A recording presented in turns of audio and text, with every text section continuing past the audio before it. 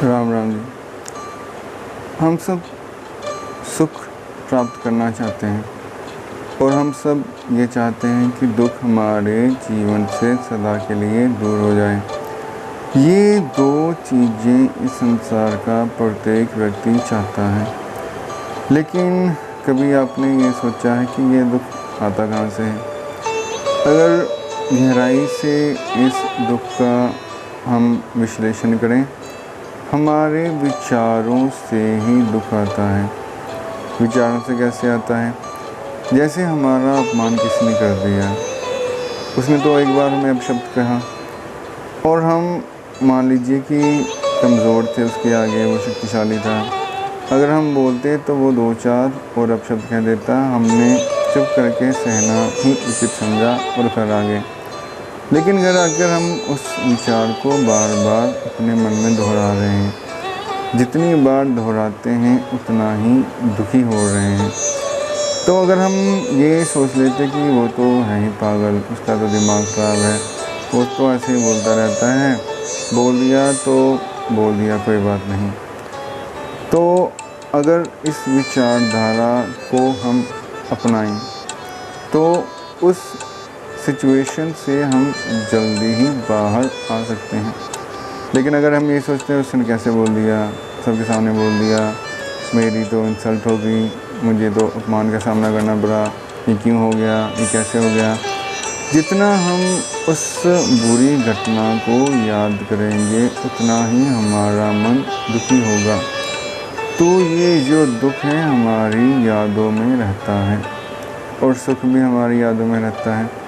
किसी ने हमारी सहायता कर दी या किसी ने हमारी तारीफ़ कर दी या किसी ने हमारे मन के अनुसार कुछ काम कर दिया तो हम खुश हो जाते हैं। और जब हम उस घटना को याद करते हैं कि हाँ उस वक्त उसने हमारी सहायता की, उस वक्त उसने हमारी ये बात मानी, हमें इतना फ़ायदा पहुंचाया, तो हम बैठे बैठे भी मुस्कुरा उठते हैं, खुश हो जाते हैं।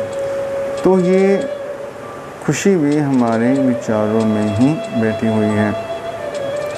खुशी दुख दोनों का संबंध हमारे विचारों के साथ है। एक घटना है महात्मा बुद्ध के साथ जो हुई थी कि एक जगह वो प्रवचन करने गए, तो सब तो सज्जन व्यक्ति होते नहीं हैं। उनमें से एक दुष्ट था और उसने प्रवचन समाप्त होने के बाद महात्मा बुद्ध को अपशब्द कहे, गालियाँ दी। महात्मा बुद्ध ने कुछ नहीं उत्तर दिया और मुस्कुराकर अपने आसन पर बैठ गए। महात्मा बुद्ध के जो शिष्य थे वो बहुत क्रोधित हुए। उन्होंने कहा हम तो इसे अभी सबक सिखा देंगे। महात्मा बुद्ध ने अपने शिष्यों से उस व्यक्ति को छुड़ा लिया कि इसे कुछ मत कहने से जाने दो।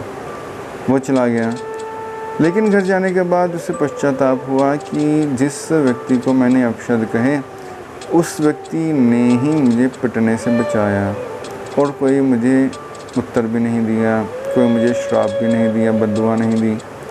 तो वो अगले दिन बहुत बेचैन हो उठा और शाम को फिर महात्मा बुद्ध के पास आया।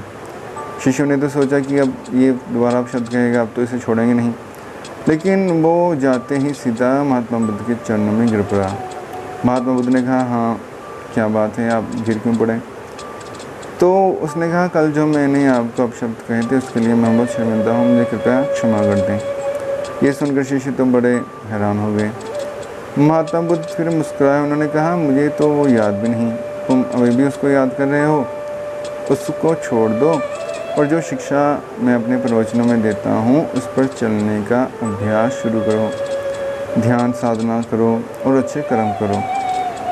तो उस बात का उस दुष्ट व्यक्ति के मन में बहुत असर हुआ और वो एक सज्जन व्यक्ति बन गया। तो उसमें बदलाव क्या हुआ? उसके आँख, मुंह, नाक, कान बदल गए? कुछ नहीं बदला। फिर वो दुष्ट से सज्जन हो गया। सब कहते हैं वो बदल गया। क्या बदल गया? बस उसके विचार बदल गए, उसके विचार बदल गए और उसका संसार बदल गया। विचारों के बदलते ही संसार बदल जाता है। विचारधारा के बदलते ही हमारी जीवन धारा बदल जाती है। दृष्टि के बदलते ही सृष्टि बदल जाती है। इसलिए कहते हैं जैसी दृष्टि वैसी सृष्टि। अगर हमारी दृष्टि शुभ है सब और हमें शुभ ही शुभ दिखाई देता है, और अगर हमारी दृष्टि अशुभ है तो सब और दुख, चिंता, कलह, क्लेश ही दिखाई देते हैं। इसलिए हमको अपने विचारों को सही करने की आवश्यकता है, अपने विचारों को शुद्ध करने की आवश्यकता है। तो अगर हम बुरी बातों को, बुरी यादों को, जो घटनाएं हमारे मन को दुखी करती हैं, जो घटनाएं हमें दुख पहुंचाती हैं, उनको याद ना करें तो हम सुखी हो सकते हैं, हम हमेशा संतुष्ट रह सकते हैं। अगर हम हमेशा उन बातों पर ध्यान दें जिनसे हमें सुकून पहुंचता है। जैसे कोई बच्चा भी होता है, वो गिर पड़ा तो हम उसको दवाई नहीं देते, मलहम पट्टी नहीं करते, हम ये बोलते हैं वो चींटी मर गई, चींटी मर गई। क्यों बोलते हैं? क्योंकि उस बच्चे का ध्यान उस चोट से हटकर चींटी में चला जाए। और होता भी ऐसे ही है, 1 मिनट में ही बच्चा रोना बंद कर देता है और देखने लगता है वो चींटी कहाँ मरी। तो हमने क्या किया? हमने सिर्फ उसका ध्यान बदल दिया, उसके विचारों को बदल दिया और वो दुख दूर हो गया। इसलिए संत जन कहते हैं कि हरदम परमात्मा का नाम सिमरन करते रहना चाहिए। हरदम अगर परमात्मा का नाम सिमरन करेंगे तो दुखों को याद करने का समय ही मन को नहीं मिलेगा। जैसे कहते हैं खाली मन शैतान का घर। तो अगर हम शैतान को रहने के लिए घर ही नहीं देंगे तो शैतान रहेगा कहाँ पे? तो वो शैतान हमारे मन में रहता ही नहीं है, हमारे मन में परम शांति, परम कल्याण रहता है। तो हम अगर अपने मन को हमेशा पॉजिटिव रखेंगे तो दुखों से छूट सकते हैं, और दुखों से बचने का उपाय कोई नहीं है। ये जीवन है ही दुखों का घर। पूरे दिन में कभी मान अपमान का सामना आपको करना पड़ता है, अपने जीवन में हज़ारों बार सफलता का सामना करना पड़ता है। सगे संबंधी छोड़ के चले जाते हैं, कोई अपने करीबी छोड़ के चले जाते हैं। ये सारी घटनाएं हमारे जीवन में होती ही रहती हैं। तो अगर हम अपने मन में एक छोटा सा कोना, एक छोटा सा घर, एक छोटा सा स्थान ऐसा नहीं बनाएंगे जहाँ निरंतर बैठकर हम परमात्मा का ध्यान कर सकें, तो हम हमेशा विचलित ही रहेंगे। अपने मन में एक स्थान बनाइए, वो स्थान जहाँ जब भी आप अपने ज़रूरी काम करने से फ्री होते हैं, तब आप उस स्थान पे बैठ के परमात्मा का नाम जप कीजिए। मन में एक ध्यान के रूप में ही स्थान बनाना है। जैसे हृदय है, वहाँ पे आपने आंखें बंद करके ये सोचना है कि जो मेरा हृदय है वो कमल के आकार का है, और इसमें ज्योत स्वरूप मेरी जीवात्मा बैठी है, और वो ज्योत शीतल है। जैसे शीतल होती है चंद्रमा की ज्योत, वैसी शीतल वो ज्योत है और बड़ी पवित्र है। अगर उस ज्योत पर आपका ध्यान निरंतर होता रहे और अपने गुरु मंत्र का जप करते रहें, तो आपका मन धीरे धीरे स्थिर होना शुरू हो जाएगा। तो पूरे दिन के मान हानि, लाभ, सुख दुख, सगे संबंधियों का शोक, ये सब धीरे धीरे मन से हटना शुरू हो जाएगा।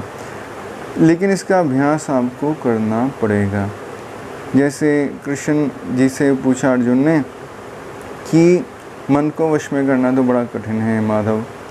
कृष्ण ने बोला, हाँ अर्जुन, मन को वश में करना तो कठिन है, लेकिन इसके 2 उपाय हैं, अभ्यास और मेरे साथ प्रीति। मेरे साथ प्रीति होगी तो बार बार मन मेरे नाम स्मरण में जाएगा, और अभ्यास के द्वारा मन को बार बार संसार से हटाओगे तो मुझ में तुम्हारा मन लगना शुरू हो जाएगा। तो ये 2 उपाय हैं, एक तो अभ्यास है, दूसरा मेरे साथ प्रीति है। और अभ्यास जो है वो आपको निरंतर करते रहना है, और परमात्मा के साथ प्रीति, संसार के साथ प्रीति करके तो आपने अब तक दुख ही दुख पाया है। सुख का तो आपको सिर्फ भ्रम ही हुआ था। ये आपके अपने जीवन का अनुभव है, ये मेरे विचार नहीं हैं, मेरा भी अनुभव ही है। तो अब आप परमात्मा से प्रेम तो कीजिए। एक बार परमात्मा से प्रेम करके देखिए कि जो संसार से आपको मिला परमात्मा से भी वही मिलता है, या परमात्मा से परम शांति, परम आनंद मिलता है। जैसा गुरु नानक को मिला, कबीर जी को, रविदास जी को, भक्त सदना को, सब महापुरुषों को जो परम शांति मिली वो आपको मिल सकती है परमात्मा के साथ प्रेम करने से। तो अपने मन को पॉजिटिव रखना शुरू कर दीजिए। अपने मन में एक स्थान बना लीजिए जो आपको पॉजिटिविटी दे। एक विचार अपने मन में बार बार उसका अभ्यास कीजिए ताकि आपका मन शांत होना शुरू हो जाए। धन्यवाद।